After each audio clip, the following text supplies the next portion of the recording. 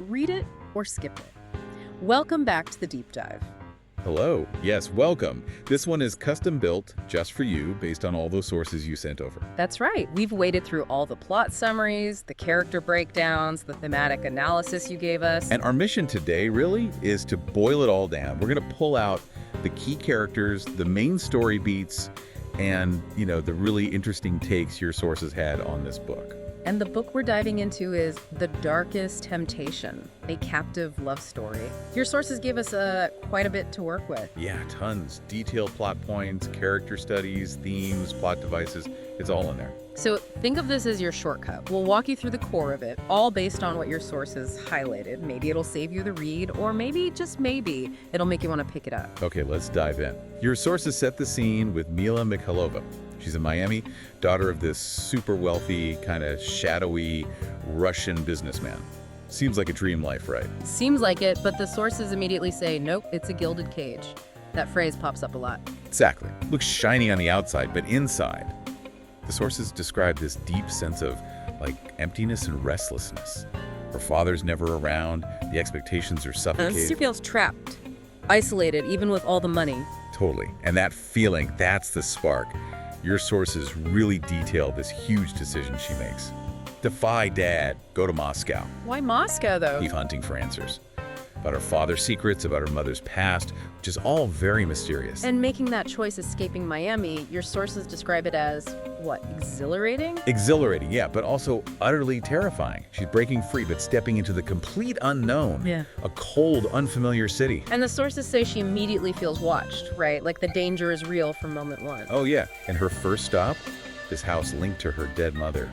The reception is, let's just say it's not warm. Hostile, the sources mentioned. Hostile, fearful. It's the first big clue for Mila that her family history isn't just complicated, it's dark, really dark, stuff she had no idea about. And then things escalate. Yeah. Badly. An attack in an alley. Right.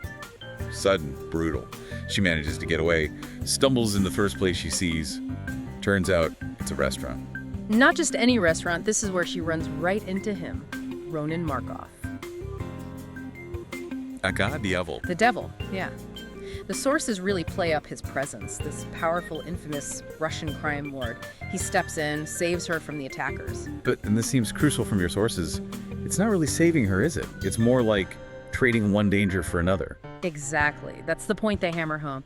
That first meeting in his office, super tense, full of unspoken threats and power plays.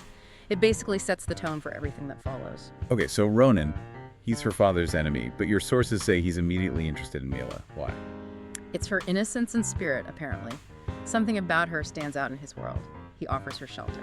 But the motives are murky. Your sources stress that. Very murky. And those early interactions, your sources frame it as a battle of wills.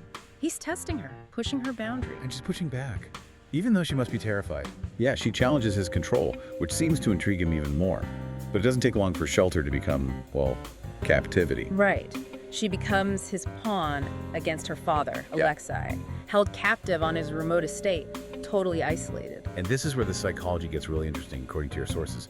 She's obviously scared, angry, but then there's this other feeling creeping in. Attraction. Yeah, a growing attraction, which is complex, to say the least. And this ties into Ronan's duality, doesn't it? The sources mention him being... Both cruel and unexpectedly gentle. Yeah. That's the phrase they use. It completely blurs the lines for Mila. Is he her captor? Or weirdly, her protector? This is what your sources call the psychological chess match. It's not just about being locked up physically. Exactly. It's mental, it's emotional. He's playing games, but maybe she is too, just to survive. Okay, Ronan's angle. It's personal against her dad. Your sources mention a vendetta. Oh yeah, deep roots. Betrayal and bloodshed is how your sources put it. So Mila starts as just leverage, a tool for his revenge. But she doesn't just act like a pawn. Nope. Her spirit, her resilience, it unsettles him. Your sources suggest she's not reacting the way he expected, and that kind of throws him off balance. And this friction, this unexpected dynamic, it shifts things from just captivity into, what did the sources call it? A dangerous seduction. Now the term, he's manipulating her, yes, using fear, but also these surprising moments of care. Maybe. It's complicated. But it's not just him affecting her. Right. The sources indicate it's reciprocal. Her empathy starts chipping away at his whole diavol persona. She's getting under his skin. And while all this is happening, the family secrets start pouring out. Mila learns the truth. The really ugly truth. Uh-huh. About her father's criminal empire, her mother's own dark legacy, the violence that shaped both their families. And she sees Ronan's brutality up close too, enforcing his rule. That must be jarring. Totally.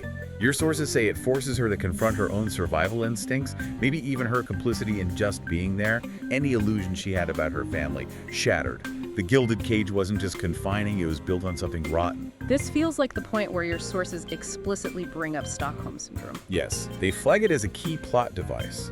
It's used to explore how those lines between fear, desire, dependence just get completely blurred in captivity, especially with Ronan's confusing behavior. So it's not just a label, it's shown as this psychological process she's going through. Exactly. Driven by his mixed signals and her own desperate need for some kind of connection in that isolation. Okay, so the longer this goes on, her resistance fades and the connection deepens. Into something your sources call a passionate, fraught relationship. They're both carrying heavy baggage, tons of trauma from their pasts. But somehow in this messed up situation, they connect. Her empathy brings out his humanity. Right, according to the sources. And his dominance, the danger, it awakens something in her. Her own desires, maybe even a weird kind of agency she didn't have before. It sounds incredibly paradoxical. It is. Captivity somehow becomes the crucible where they find these hidden parts of themselves.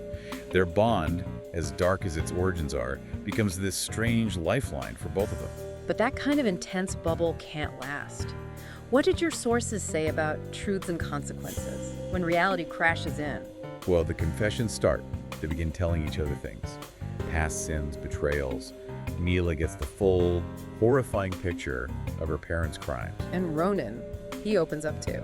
Yeah, about his own violent past, the losses, what made him into devil. Your sources called the truth a double-edged sword, understanding but also pain. Immense pain. But interestingly, your sources suggest that it's through this brutal honesty that the first hints of possible forgiveness, maybe even redemption, start to appear. But there's a cost. Oh yeah, your sources emphasize only at great cost. Because while they're dealing with all this internal stuff, the external threats, Ronan's enemies, the violence of his world, they're closing in fast.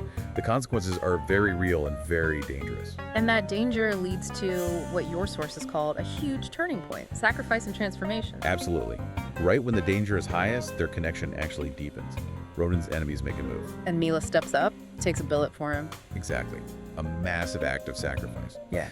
Your sources frame this as the pivotal moment. It forces Ronan to face how much he actually feels for her. It makes him question his whole life, right? The revenge. Yeah, the sources say it shows him the futility of revenge. That near-death experience, hers technically, brings this sudden, sharp clarity for both of them. Cuts through all the manipulation in the history. Which leads, maybe surprisingly, to them deciding to part ways. The price of freedom and letting go. Yeah, it's a heavy decision. Each thinks it's the best thing for the other. So Mila heads back to Miami. But she's not the same person who left. Not at all. She's determined now to build her own life, completely separate from her father's world and her family's legacy. And Ronan, how does he handle it, according to the sources? He struggles, big time. Haunted by her, by what they had. Your sources say they're both just fundamentally changed, left with this huge void. Back in Miami, what's Mila's past? Your sources detail her cutting ties with her father, who's pretty broken by this point, and she starts processing her mother's dark history. Finding her own way. Exactly. She pursues modeling, gains independence, even starts helping others. The sources mention the wounds are healing, slowly, but that ache of lost love remains. It's really her journey to self-discovery, finding strength outside of him and her family. And what about Ronan? Your sources mention Ronan's realization. He just can't forget her. Her absence makes him finally see it. Love, not revenge, is his real weakness and salvation. That's a direct quote insight from the sources. So he confronts his own demons, his trauma. Yeah, the sources say he even talks to his brother, Christian, asking for advice, which is a huge step for him, showing he's moving away from that lone wolf, Diavol persona. And the big takeaway from the sources. The man, once known as Diavol, is undone by love. Powerful stuff. He realizes he needs her, wants a future with her, and decides he's going to fight for it. Which sets up second chances and symbols. He goes back for her. He does. Months later, Mila's stronger now, more independent, and Ronan's approach is different. Your sources stress this. He doesn't come back as the captor demanding things. He comes back proposing, wanting to be her equal and partner. Wow. And their reunion. Passionate, but also tender, according to the sources. There's forgiveness there, acknowledging the messed up start but moving past it. And the sources highlighted a symbol here, yellow. Yeah, the color yellow, Mila's favorite. It transforms from just a color she liked into this symbol of joy, resilience, the light they bring to each other's darkness. So it marks that shift the sources talked about from darkness and captivity toward hope. Exactly, a visual representation of their journey. And the story doesn't end there. They go to Paris. A whirlwind wedding in Paris, your sources mention. And significantly, Mila connects with her maternal grandmother there, finding that sense of family she always craved. So it's about building a new future, making promises. Totally. It's all about looking forward together. And the ending. Love endures. They return to Moscow, but as a united front, ready to face whatever comes next. Their bond, forged in hell basically, is now described by your sources as unbreakable. And that final line your sources pulled out? The devil is undone, and the girl in yellow is finally free. It really sums up both their transformations perfectly. Freedom and redemption found together. Okay, let's zoom out a bit. Based on your sources' analysis, who are the absolute key players we need to remember? Well, obviously Mila and Ronan are central. Your sources track Mila's arc from restless and compassionate to truly resilient, finding herself through all that trauma. And Ronan Duval starting haunted, ruthless, driven by revenge, but ultimately transformed, undone by love, learning vulnerability. Right. Then you've got Alexei, the father, representing that toxic legacy. Ivan, the conflicted bodyguard. Nadia, the jealous rival, adding drama. And the others the sources mention, Yulia, the housekeeper, Kostya, the enemy, Ronan's family like Christian and Gianna showing another way, even Kaus the dog. Yeah, your sources saw chaos as symbolizing Mila's ability to find gentleness, even in the midst of brutality, or maybe the potential for Ronan's own redemption. And the big themes your sources kept hitting on. Captivity and Stockholm Syndrome were huge, exploring those blurred lines between love, fear, and dependency in extreme situations. Revenge shown as this destructive force that love eventually overcomes, at least for Ronan. Duality and transformation was another big one. How trauma shapes people and how they can potentially move beyond those victim or villain roles. Family secrets and legacy, you can't escape the past, but you can try to break the cycle. And symbolism, like we mentioned, yellow for hope, the raven for darkness, the star for fate or guidance. These recurring images add layers, according to your sources. So pulling it all together, how did your sources ultimately analyze this story? They framed it as a psychological romance, first and foremost. It's not just a love story. It uses that framework to explore really intense boundaries, love power, trauma healing, darkness redemption. Using the crime underworld setting to ask some tough questions. Exactly. Questions about agency, forgiveness, survival. And ultimately, your sources suggest the story argues that love, in this context, isn't passive, it's an active choice. Yeah. A courageous one, requiring confronting the absolute worst parts of yourself and your past. A journey from that gilded cage to a very different kind of freedom. A hard-won freedom, yeah. Earned, not given. So wrapping this up for you, diving into this narrative via your sources gives you this really layered look at some heavy psychological themes and these dramatic character shifts. It shows, at least within this story's world, how transformation and hope can emerge even from pretty extreme darkness and control. Yeah, and thinking about that whole journey, based on what your sources described, it leaves us with a final thought for you to chew on.